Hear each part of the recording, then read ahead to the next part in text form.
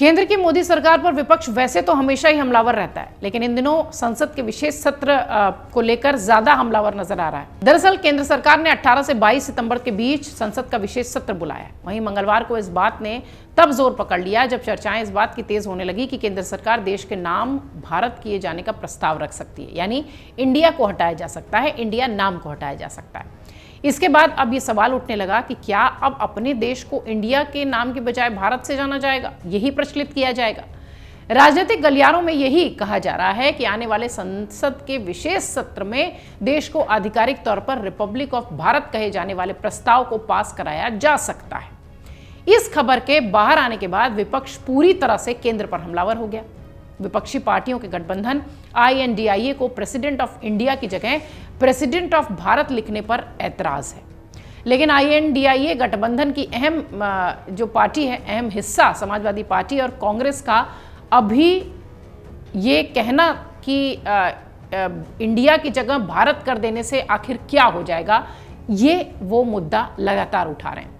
India का नाम भारत करने को लेकर भले ही आज देश में बहस तेज हो, लेकिन इतिहास पर अगर नजर दौड़ाएंगे तो पहले भी अलग अलग समय में इस नाम को लेकर मांग उठती रही है। अपनी इस छोटी सी रिपोर्ट में हम आपको ये बताते हैं कि कैसे किसी समय कांग्रेस और मुलायम सिंह यादव भी भारत नाम का प्रस्ताव ला चुके हैं। जी हां, आपको सुनकर हैरानी होगी, लेकिन ये सच है। यूपी के पूर्व मुख्यमंत्री स्वर्गीय मुलायम सिंह यादव और मौजूदा मुख्यमंत्री योगी आदित्यनाथ, ये सभी देश का नाम भारत रखने का प्रस्ताव विभिन्न मौकों पर राज्यसभा और लोकसभा में ला चुके हैं। इवन यूपी की विधानसभा में भी आ चुका है। उत्तर प्रदेश की विधानसभा में बतौर मुख्यमंत्री मुलायम सिंह यादव निर्विरोध प्रस्ताव पारित करवा चुके हैं, जिसमें यह कहा गया था कि भारत एक प्राचीन नाम है और संविधान में इंडिया लिखकर गलती की गई है। यह प्रस्ताव ध्वनि मत से पारित हुआ था। हालांकि इससे पहले बीजेपी ने विधानसभा से वॉकआउट जरूर कर दिया था। उस वक्त सपा ने 9 अप्रैल 2004 को अपने चुनावी घोषणा पत्र में यह वादा किया था कि संविधान संशोधन करके देश का नाम इंडिया से भारत कर दिया जाएगा। इनके घोषणा पत्र में यह बात कही गई थी। गोवा से कांग्रेस के नेता शांताराम नाइक ने अगस्त 2012 में राज्यसभा में देश के नाम को लेकर प्रस्ताव रखा था।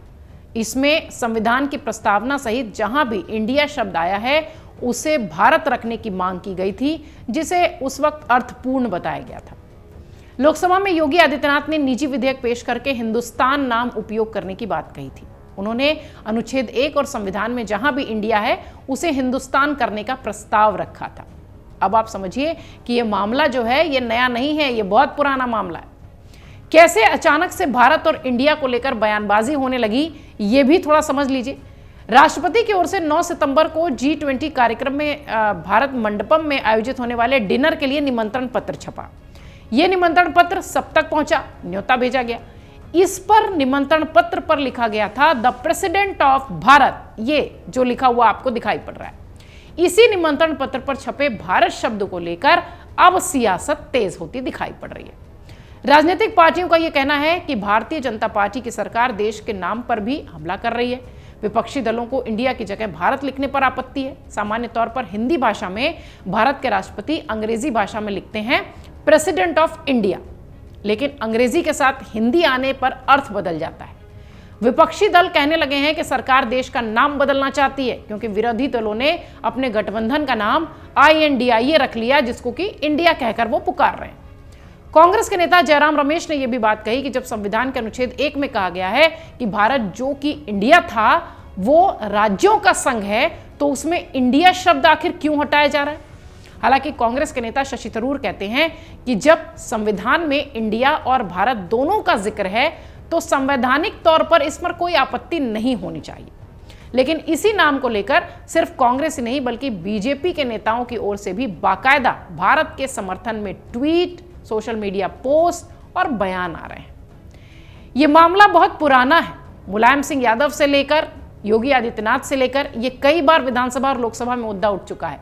अब रिपब्लिक ऑफ इंडिया और रिपब्लिक ऑफ भारत के जो लिखे हुए निमंत्रण पत्र से ये जो चर्चा तेज हुई है, ये चुनावी मौसम में कहां जाकर रुकेगी, इसका अंदाजा लगाना मुश्किल है। अमर उजाला अब आपके टीवी पर भी। अपने स्मार्ट टीवी पर YouTube पर सर्च करें अमर उजाला, चैनल सब्सक्राइब करें और देखें ताजा खबरें, वो भी HD क्वालिटी में। और हाँ, बेल आइकन दबाना ना भूलें ताकि हर खबर हो आपके घर। अमर उजाला, निष्पक्ष, निर्भीक, निरंतर।